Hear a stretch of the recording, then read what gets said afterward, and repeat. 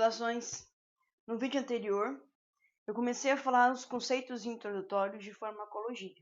Defini o que é farmacologia, defini o que é fármaco, exemplifiquei e também diferenciei fármaco de medicamento e remédio. Comecei a contar a história da farmacologia desde os seus primórdios, lá na Grécia Antiga, no Egito, na China, até os dias atuais. Nesse vídeo de agora, nós vamos falar como que os fármacos são produzidos, quanto tempo demora mais ou menos uma pesquisa, e vamos depois diferenciar medicamentos genéricos de medicamento referência e medicamento similar.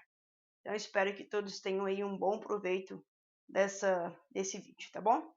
Bom, então, como que é o controle e desenvolvimento de medicamentos?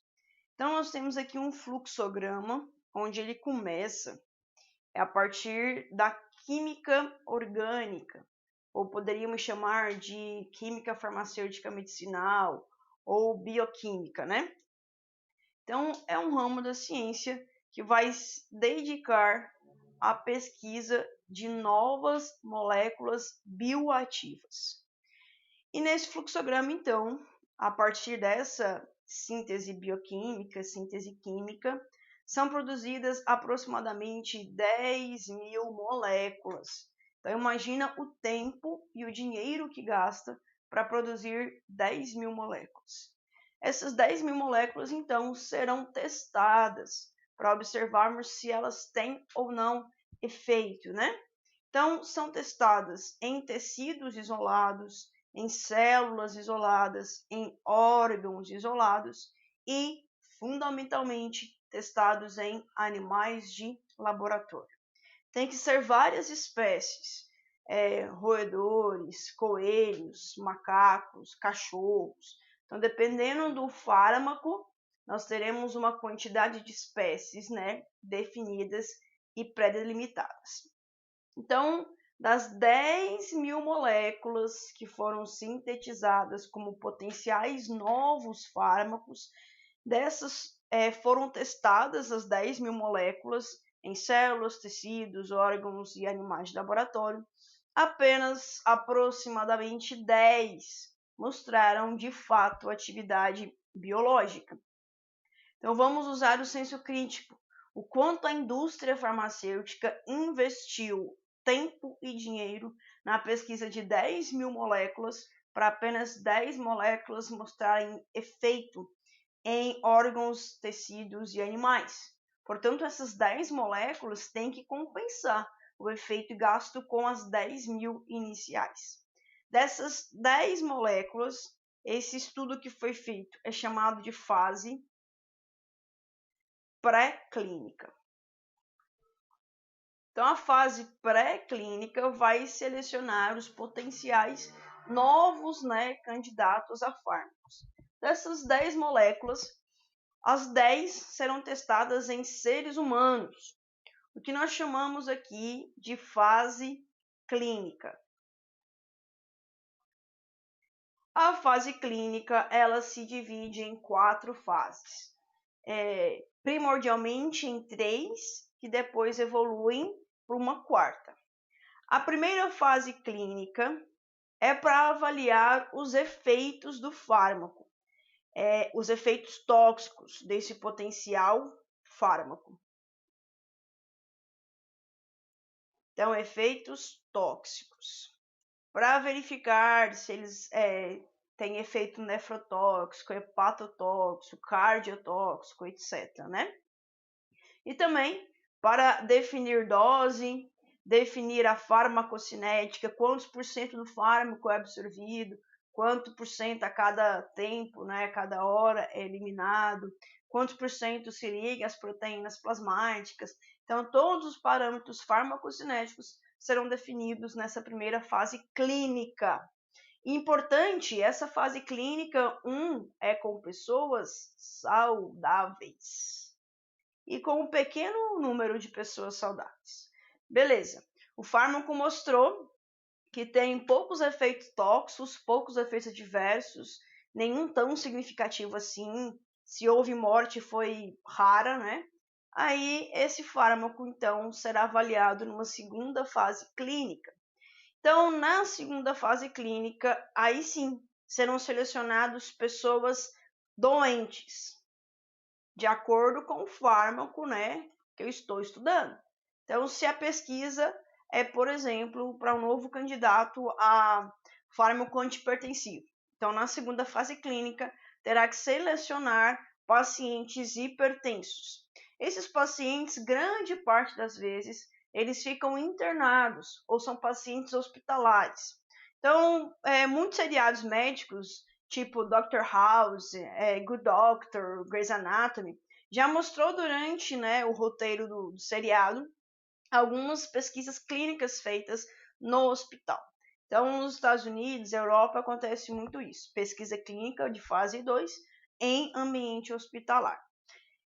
Na fase 2, nós vamos avaliar, então, a eficácia do fármaco. Se, além de não causar efeito adverso na fase 1, se realmente ele funciona, ou se não tem efeito nenhum.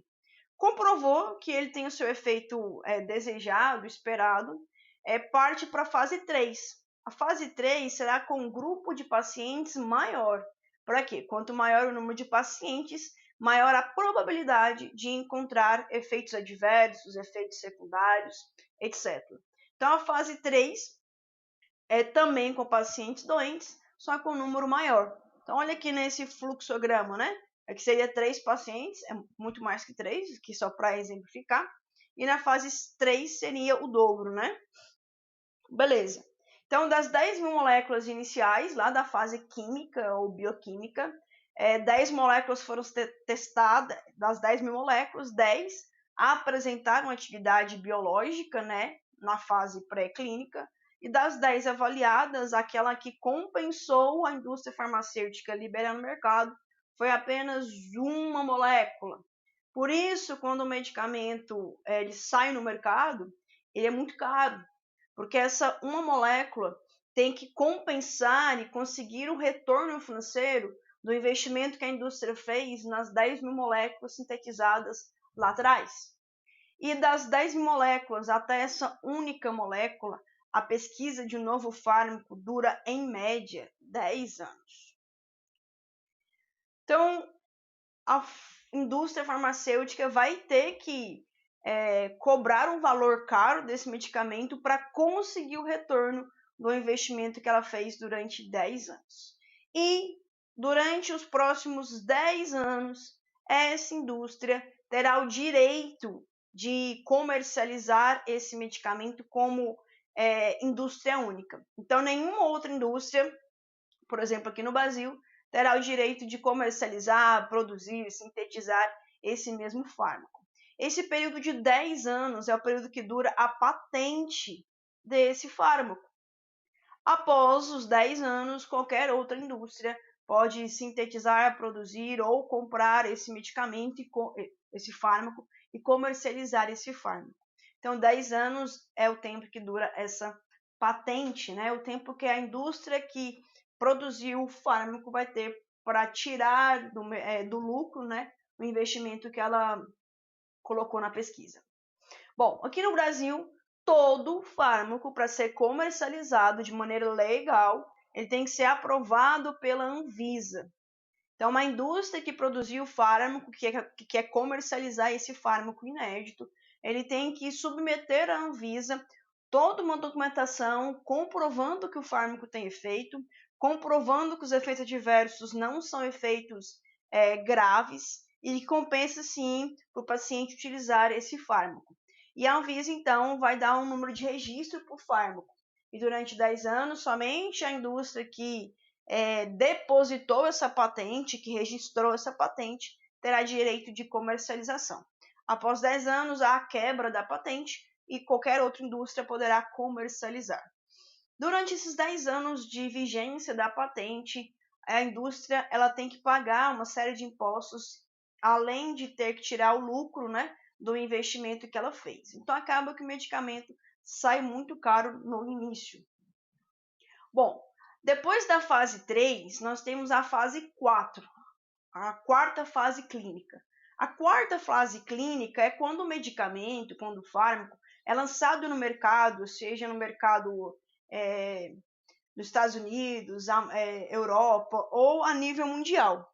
E a nível mundial, então, é feito a vigilância de novos efeitos adversos, de novos efeitos tóxicos. Essa quarta fase clínica é chamada de farmacovigilância.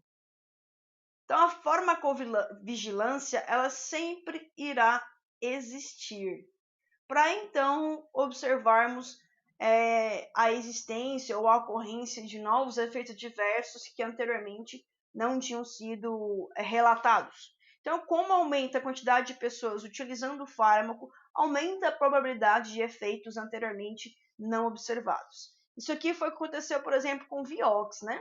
Então, até a fase 3 estava tudo tranquilo, e na fase 4 começou a observar efeitos cardiovasculares mais graves, principalmente em idosos, o que fez com que o medicamento fosse retirado do mercado. Bom, de maneira resumida, nós temos aqui essa tabela que mostra a quantidade de pessoas que são necessárias para fazer as fases clínicas. Então, na fase clínica 1, para determinar a segurança, para determinar os efeitos adversos, efeitos tóxicos, são utilizados aí em torno de até 80 pessoas, 100 pessoas. E pessoas saudáveis. E essas pessoas saudáveis costumam ser homens adultos, algumas vezes mulheres, é mais comum. A fase 2 aumenta então a quantidade, e a fase 2 começa já a ser com pessoas doentes, para observar a eficácia do fármaco no tratamento, na cura, na prevenção daquela doença estudada. A fase 3, então, aumenta a quantidade de pessoas, de centenas a milhares de pessoas, para verificar a eficácia numa variabilidade genética maior e detectar efeitos adversos. E a fase 4, né, a farmacovigilância é para obter dados adicionais, porque aí nós temos uma ampla gama de variabilidade genética, de raças, etnias, etc. Bom, após então o lançamento do fármaco, depois de toda a pesquisa que foi realizada, é definido uma dose prescrita. Essa dose prescrita, ela teoricamente vai ser padronizada para os vários tipos de paciente, né? Então, pode sim ter a dose infantil e adulto, mas, por exemplo, com relação ao adulto, nós temos adultos de 120 quilos, adultos de 50 quilos. Então, essa dose prescrita, ela é feita baseada numa média de adultos de 70 quilos. E essa dose prescrita tem que ser estudada, como será feita a adesão do paciente, como que o paciente vai seguir a posologia correta, os possíveis erros de medicação. Então, a dose prescrita nem sempre será a dose administrada. Por exemplo, vai variar essa dose administrada com o peso, com o metabolismo individual. Então, nós podemos ter uma série de variáveis que podem interferir nessa dose administrada. Essa dose vai, então, possibilitar uma concentração do fármaco no local de ação, aonde é esperado. Por exemplo, se eu estou com cefaleia, dor de cabeça, espera-se que o fármaco alcance o sistema nervoso central, aonde ele vai tratar a cefaleia. Então, é necessário que o fármaco alcance o local esperado, né? O tecido-alvo, o encéfalo, mama, osso, músculos, diversos tecidos, né? Que nós temos de acordo com a patologia investigada. E quanto maior a essa concentração no local de ação, maior a intensidade do efeito. Porém, maior a intensidade do efeito, maior também a quantidade de efeitos adversos. Bom, apesar disso tudo, nós temos que na farmacologia existe vários vieses dessa pesquisa feita na descoberta de novos fármacos, porque raramente os fármacos são pesquisados em populações especiais, como mulheres gestantes, mulheres que estão amamentando. Então, é por conta da grande maioria das vezes quem se dispõe a participar dessas pesquisas são homens, as mulheres são pouco estudadas. Então, acaba que muitos medicamentos não são investigados na fase clínica em gestantes e em lactantes. Agora esqueci. Em gestantes e quem está também amamentando. Então, muitos dos fármacos pesquisados, a farmacologia não consegue afirmar se aquele fármaco será seguro ou não para o feto. E por isso que surgiu então um grande erro da farmacologia no século passado, que foi a talidomida. Então, como não tinha feito e como também ainda não é feito estudo em gestantes, não sabia-se do efeito que a talidomida poderia ocasionar. No caso, ela causou malformação fetal, chamado de focomegalia. Então, existe a população especial das gestantes. O que nós temos de estudo hoje é baseado em tentativas e erros, então baseado no uso que as gestantes fizeram, teve ou não efeito mais grave na formação do feto. Além disso, outra população especial que nós temos são as crianças. Então, como eu disse, na fase clínica é feita pesquisa em adultos. Então, a dose pré-definida, estabelecida, foi definida para um adulto. A criança não é só questão de peso, também tem a questão de metabolismo, tem a questão de proteínas plasmáticas, nutrientes. Então, pode e, consequentemente, em decorrência dessas variáveis fisiológicas da infância e da fase adulta, a farmacologia na criança tem uma série de diferenças, mas que infelizmente são pouco investigadas na fase clínica. Outro grupo que também não é investigado na fase clínica é o grupo dos idosos, que é o grupo que mais consome medicamento no Brasil, pelo menos.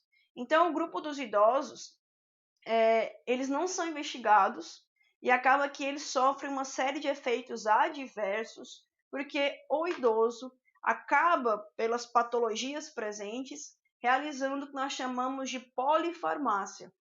É quando o idoso utiliza de 3 a 5 fármacos por dia.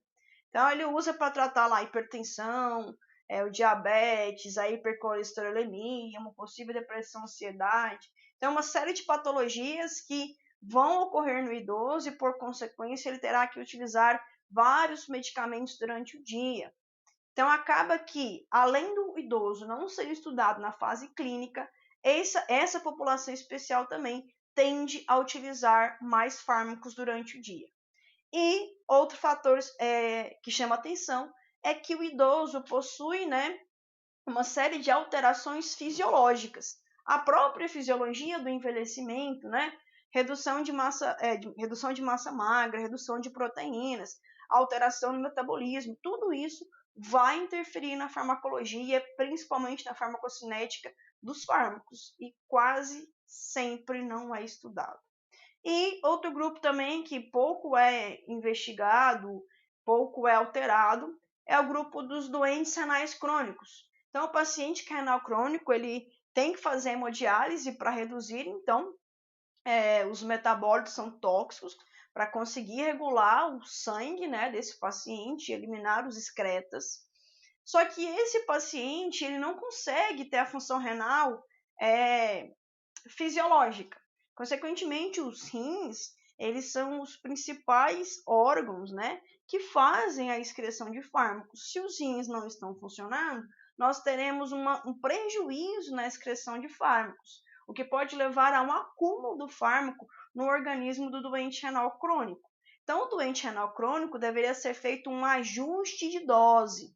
Como ele não excreta corretamente o fármaco, deveria utilizar uma dose menor do que é utilizada pela população comum, pela população que não tem problemas renais. Só que, infelizmente, quase sempre isso não é realizado. Pode ser que uma vez ou outra, graças a Deus, o médico faça esse cálculo, baseado no clearance renal, baseado na função renal. Mas a maioria das vezes o médico não faz essa alteração na dose e acaba então que o doente renal crônico vai ter um excesso de fármaco no sangue, o que pode gerar uma série de consequências, de efeitos adversos, né, etc.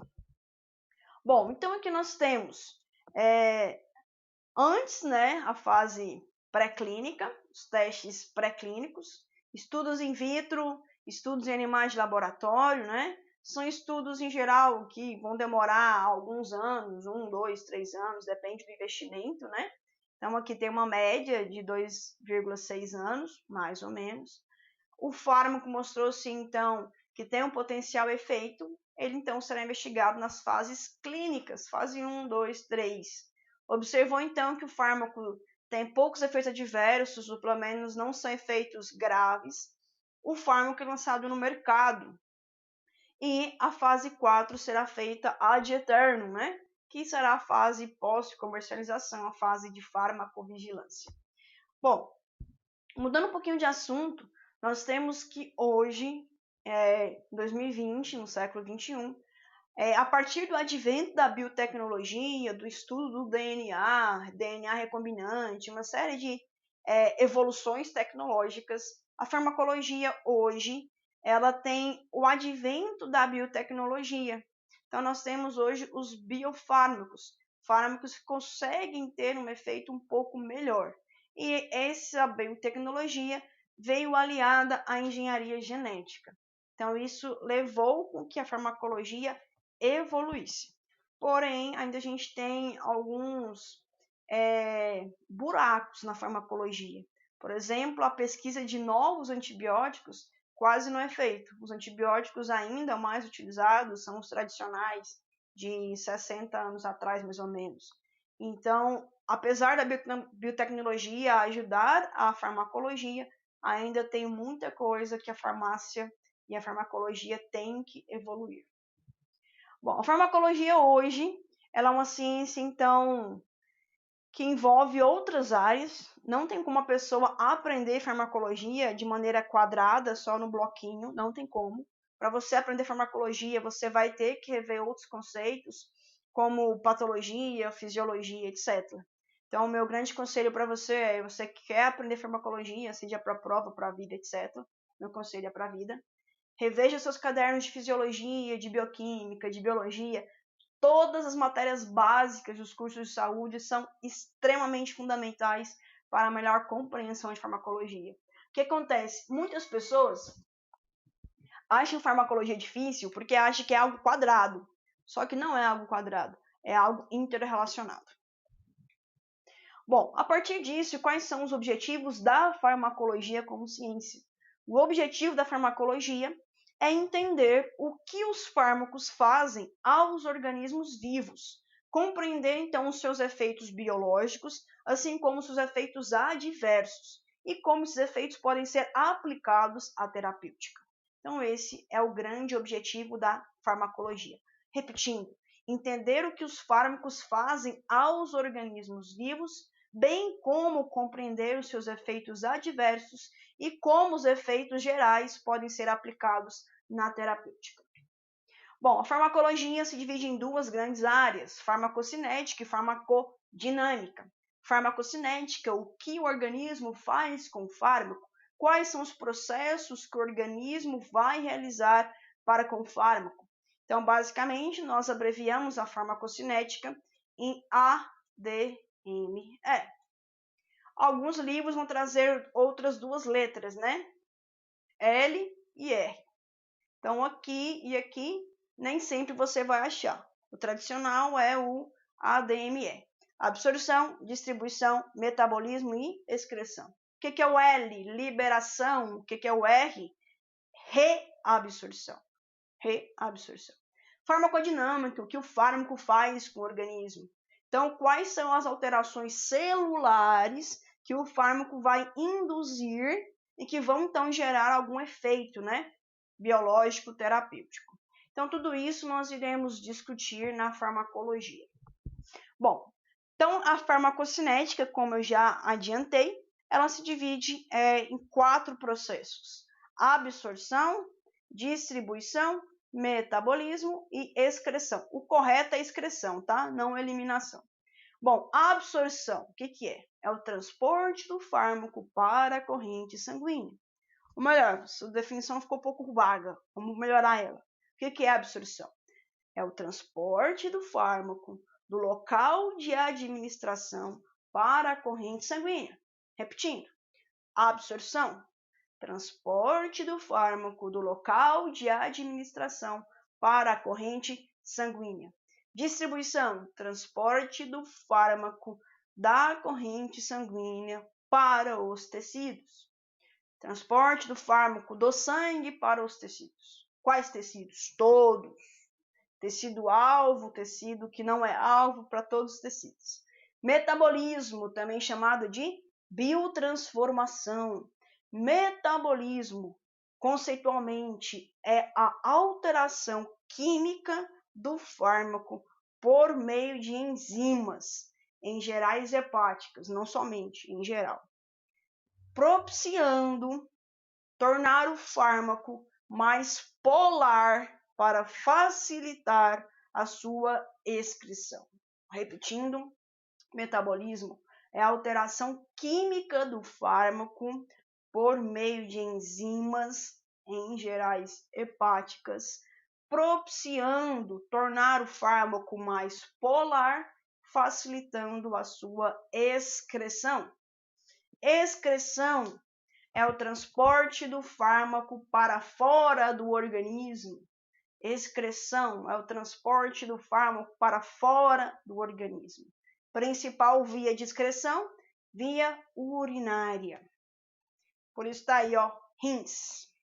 Então, as palavrinhas-chave que eu coloquei aqui para lembrar vocês, né? A absorção depende muito da via de administração. A distribuição depende do fluxo sanguíneo. Metabolismo depende de enzimas, principalmente enzimas hepáticas. E a excreção, a principal via, não é a única, a principal via de excreção é a via renal. Então, aqui nós temos, né, um resumo, né, da relação da farmacocinética com a farmacodinâmica. Então, o fármaco será administrado, em seguida será absorvido. Então, o fármaco será administrado, em seguida absorvido. Quando ele for absorvido, ele vai então para a circulação sistêmica. Na circulação sistêmica, ele será distribuído, chegará ao local de ação, ao tecido-alvo, aonde irá interagir com as proteínas alvos, chamados aqui de receptores, gerando então o efeito desejado. Porém, se interagir com outro receptor em outro local, gerará os efeitos secundários, que poderão ser efeitos adversos. Uma vez que o fármaco presente então na circulação sistêmica, ele chegue aos órgãos excretores, como por exemplo os rins, ele vai ser excretado, então ele irá ser transportado para fora do organismo, né? Para isso, grande parte das vezes, o fármaco precisará passar pelo processo de metabolismo, biotransformação, para tornar então o fármaco polar, transformando o fármaco em metabólito. O metabólito pode ter ação farmacológica ou não, pode ter uma outra ação farmacológica. Isso aí nós discutiremos na parte de metabolismo. Bom, então nós temos aqui que o fármaco ele tem que ser absorvido e distribuído, né, e excretado. Para isso entra em ação a farmacocinética. A farmacocinética ela vai ser estudada com detalhes, especificamente na fase clínica 1. Claro que na fase pré-clínica também há o estudo farmacocinético, né? Bom, se o fármaco mostrar potenciais efeitos tóxicos, são então estudados os problemas para resolver essa toxicidade e os problemas para manipular o fármaco, né? Os problemas farmacotécnicos na manipulação desse fármaco. Aí quem vai atuar mais nessa área será especificamente o farmacêutico. Bom, existem dois termos que são muito confundidos, né? Que muitas pessoas não conseguem entender a diferença, que não é a mesma coisa. Então, nós temos o conceito de efeito adverso e efeito colateral. Efeito adverso é um evento desfavorável em consequência do uso do fármaco. Em geral, é um efeito secundário ao efeito terapêutico, por conta que atua em outros tecidos. O efeito colateral, ele é um efeito secundário que pode ser, então, um efeito indesejável ou pode ser um efeito desejável. Ou pelo menos diria que é um efeito que, em certa circunstância, é benéfico para o paciente. Então, o termo efeito colateral não é muito empregado na literatura atual, era antigamente, mas é importante entendermos a diferença. Então, evento adverso ou reação adversa sempre será algo indesejável.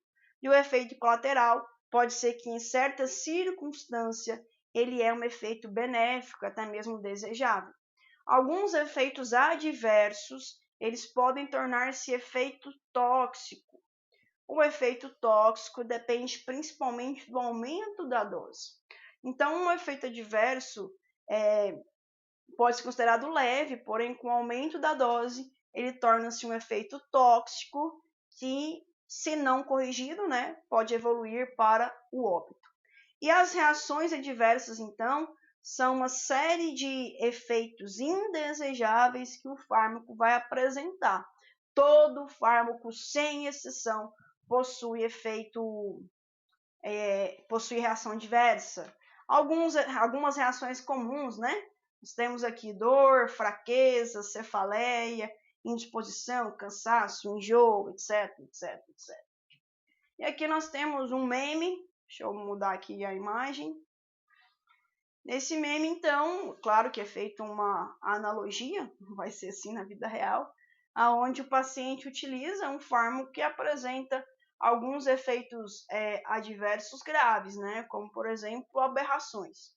Isso é só um meme para chamar a atenção, na pesquisa clínica, nós não sabemos até quando o pesquisador considera algo como esse aí, algo leve ou não, se pode ou não liberar o fármaco, Então tem que ser muito bem investigado e muito bem estudado. E é importante que a população entenda que todo fármaco, sem exceção, possui reação adversa. Bom, a reação adversa ao medicamento, deixa eu subir aqui. Então, nós teremos aqui os efeitos colaterais, O caso pode ser, por exemplo, uma sonolência, uma indisposição. Nós temos a tolerância, que eu já mencionei anteriormente. A superdosagem, quando usa uma quantidade excessiva, para o paciente tomar 1 miligrama, ele toma 10 miligramas por esquecimento ou por falta de atenção. Nós podemos ter efeitos que não são completamente estudados ou completamente investigados, que são as idiosincrasias, que pode aparecer no medicamento de maneira aleatória. Os efeitos secundários, que são efeitos adversos esperados, Por exemplo, a tetraciclina, que é um antibiótico, se liga ao cálcio, então acaba que o uso do fármaco é esperado a formação de manchas nos ossos.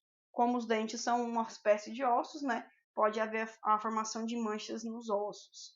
E uma hipersensibilidade. A hipersensibilidade é uma reação alérgica. A reação alérgica ela não é completamente explicada e depende muito da sensibilidade do paciente. Beleza? Então, enfatizando, as reações adversas aos medicamentos são reações que grande parte das vezes são esperadas, até mesmo por conta do próprio mecanismo de ação e da fisiologia, é esperado uma série de efeitos adversos. Algumas vezes, esses efeitos adversos aparecem de maneira aleatória e sem explicação, que são então a exceção. Bom, mudando um pouquinho de foco, nós vamos agora discutir os tipos de medicamentos. Então, no mercado farmacêutico, quando você vai a uma drogaria, por exemplo, você vai encontrar 3 tipos de medicamentos. O medicamento chamado genérico, referência e o similar. de maneira geral, o medicamento genérico ele costuma ser o medicamento mais barato. Mas vamos então começar pelo começo. O medicamento referência, ele é o primeiro fármaco a ser lançado no mercado. Aquele fármaco a ser lançado no mercado. Em geral, quando ele é lançado no mercado, ele ganha um nome fantasia.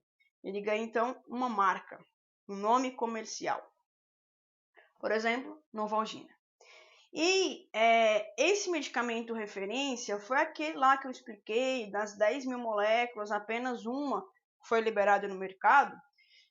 Então, esse medicamento referência, ele tem que ter no seu valor intrínseco o valor que foi investido na pesquisa.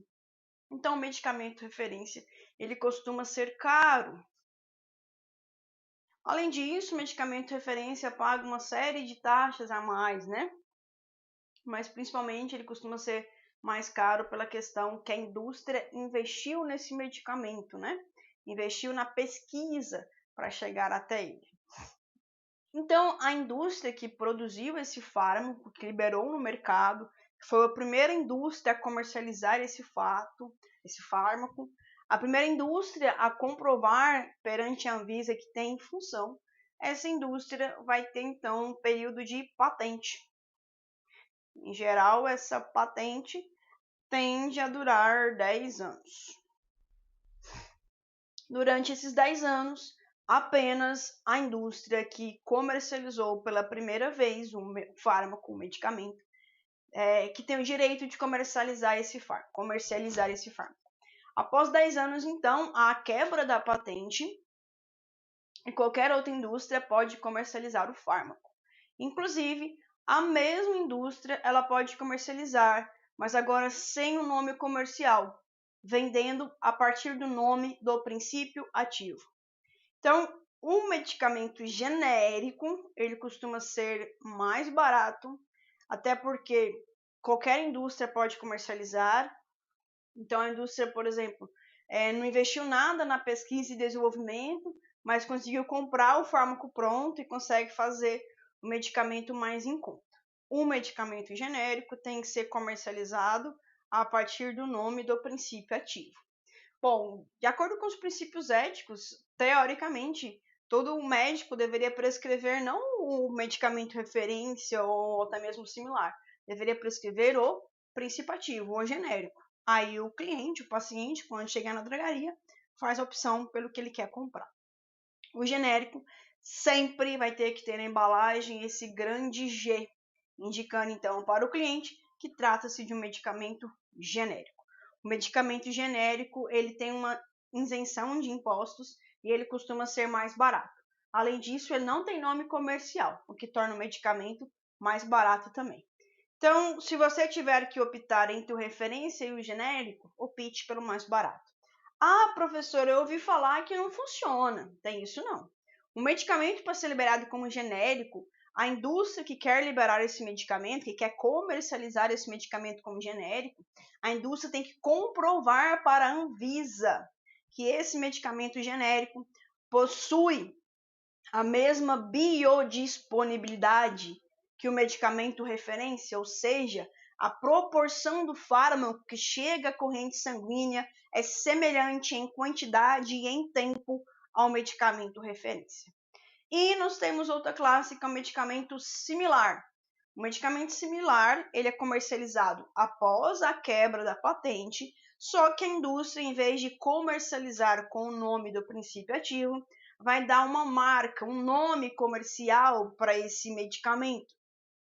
Esse medicamento similar, então, ele vem depois do referência, depois do genérico, e a principal diferença é que nem sempre a indústria comprova que a biodisponibilidade do similar é equivalente à biodisponibilidade do referência.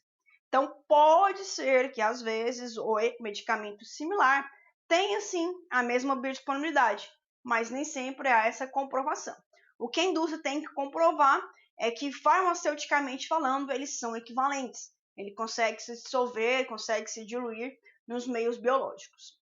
Importante falar. Bom, o referêncio genérico similar, eles vão possuir como ponto comum. Os três têm que ter o mesmo princípio ativo. Vou colocar PA, princípio ativo. O que pode ser diferente? O que pode ser diferente é a quantidade e o tipo de recipientes. Então, vai variar esses recipientes, os recipientes, mesmo sendo inertes, como eu expliquei no primeiro vídeo, a quantidade e o tipo de recipiente pode interferir na dissolução, na solubilidade do fármaco. Então, a mudança no recipiente pode interferir na absorção do fármaco. Para comprovar que não houve interferência, a indústria, então, tem que fazer o teste de biodisponibilidade. Bom, os medicamentos, referência genérica e similar, nem sempre são intercambiáveis, você pode trocar um pelo outro, né? Então, quando você vai na drogaria e o balconista, ou de preferência o farmacêutico, vai te falar, né, se você pode substituir um pelo outro, né? Para haver a intercambiabilidade, para um medicamento ser intercambiável com outro, tem que ser comprovado perante, então, o órgão de vigilância nacional, a Anvisa, que a biodisponibilidade é semelhante, que a absorção, o tempo de absorção, né, etc., é semelhante. Então, havendo teste de biodisponibilidade, tanto genérico quanto similar, pode haver essa intercambiabilidade. Então, aí nós temos, né, um resumão mostrando a diferença do referência genérico e do similar. A nível de exemplificar. Então, o fármaco mais comercializado no Brasil hoje é a dipirona. Então, a dipirona, quando você vai na drogaria e compra dipirona, está comprando o genérico. Dipirona. Aí, em vez de comprar dipirona, você vai lá e compra Novalgina. Novalgina foi o primeiro medicamento contendo dipirona a ser comercializado no Brasil. Vou repetir. Novalgina é o primeiro medicamento contendo dipirona a ser comercializado no Brasil. Então, a Novalgina é o medicamento referência para o fármaco dipirona. Qual que é o similar da Novalgina? Tem vários, mas o mais tradicional, o mais antigo, né, é o Anador. Então, a Novalgina, dipirona, Anador possuem todos o mesmo princípio ativo. O que pode variar os recipientes, e esses recipientes podem interferir na absorção. Repare muito bem, podem, não quer dizer que vai. Então, depende muito do cliente, do paciente, quando chegar na drogaria, aceitar ou não, né, a troca de um pelo outro. Falando de maneira pessoal, eu, Adriane, quando possível, uso o genérico. Eu sempre pergunto, né, qual é o mais barato? Quase sempre é genérico, então eu uso o genérico. Bom, então, para resumir o conceito do primeiro vídeo, desse vídeo de agora, tá aqui um mapa mental, onde resume tudo aquilo que a farmacologia se dispõe a estudar. E para que nós consigamos entender a farmacologia, existem então as disciplinas relacionadas. E eu destaquei de maneira especial a fisiologia e a patologia. São as duas principais disciplinas básicas. Além delas, tem biologia molecular, bioquímica, etc., né? Bom, a farmacologia, então, é a ciência que estuda os fármacos, e dentro da farmacologia existem os conceitos de medicamento, remédio, efeitos adversos colaterais tóxicos e o placebo. Placebo eu não cheguei a discutir. Placebo é quando uma substância inerte, ela tende a apresentar algum efeito biológico de acordo com a crença do paciente. De maneira didática seria isso aí, né? Ao pé da letra, claro que não é essa a explicação. Mas seria mais ou menos assim, eu utilizo um medicamento contendo farinha, só farinha, e por eu acreditar que o medicamento contém o fármaco que eu tanto espero, o placebo começa a apresentar algum efeito. Então, o placebo é uma substância inerte que, por alguma razão de crença, né, no paciente, ela apresenta uma resposta. A farmacologia, ela se divide em farmacocinética e farmacodinâmica. A farmacocinética estuda a absorção, distribuição, metabolismo e excreção. A partir, então, da absorção, nós teremos a biodisponibilidade. Biodisponibilidade é a fração do fármaco que chega à corrente sanguínea. Bom, resumindo, a farmacocinética são os processos que o organismo vai realizar com o fármaco. E essa farmacocinética nós iremos entrar em detalhes. Ela depende de acordo com a forma farmacêutica, se é sólida, comprimido, líquidas, soluções, xaropes, suspensões e semissólidas, como pomadas, gels, cremes. E também de acordo com a via de administração, via enteral, que passa por alguma parte do sistema do trato digestivo, né, entre a boca e o reto. Aí nós temos ingestão oral, sublingual, retal e a própria via enteral, quando é administrado diretamente no estômago em pacientes acamados. Via parenteral, quando não passa por nenhuma parte do trato digestivo. Aí nós temos a via intravenosa, via intramuscular, subcutânea, pulmonar, tópica. A partir, então, das vias principalmente parenterais, a enfermagem e a farmácia realizará o cálculo de medicamentos, a quantidade de fármaco por quilo, né? A quantidade de gotas por minuto também. A farmacodinâmica ela irá estudar então o mecanismo de ação do fármaco, quais proteínas o fármaco vai ligar e gerar o seu efeito biológico. Para isso, iremos estudar os termos eficácia e afinidade, os termos agonistas e antagonistas e as interações químicas que o fármaco realiza no nosso organismo. E a farmacodinâmica se dedica ao estudo das classes farmacêuticas, por exemplo, fármacos cardiovasculares, fármacos neurofarmacológicos, entre outras dezenas de classes aí que nós iremos estudar. Como os fármacos são substâncias químicas, eles podem sofrer interação com outros fármacos e com nutrientes, que também são substâncias químicas presentes no nosso organismo. E a partir então do conhecimento do princípio ativo dos excipientes, nós podemos ter o medicamento genérico, similar ou referência. A farmacologia, então, ela vai ter todo esse estudo. E, em geral, os cursos de saúde, eles dividem a disciplina na primeira parte de farmacocinética e na segunda parte de farmacodinâmica. Então, nos vídeos posteriores, eu irei explicar os processos farmacocinéticos, começando com a absorção até chegar ao processo de excreção. Quando eu tiver explicado toda a farmacocinética, em seguida, eu explicarei de maneira bem didática e bem resumida a farmacodinâmica e depois iremos explicar algumas classes farmacológicas.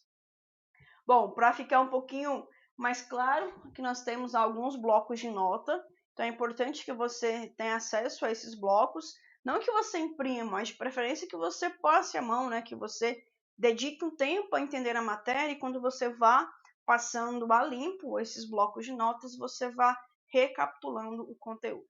Espero que esse vídeo tenha ajudado vocês aí a entender o conceito geral da farmacologia. Espero que vocês tenham sucesso na vida acadêmica de vocês, na vida profissional.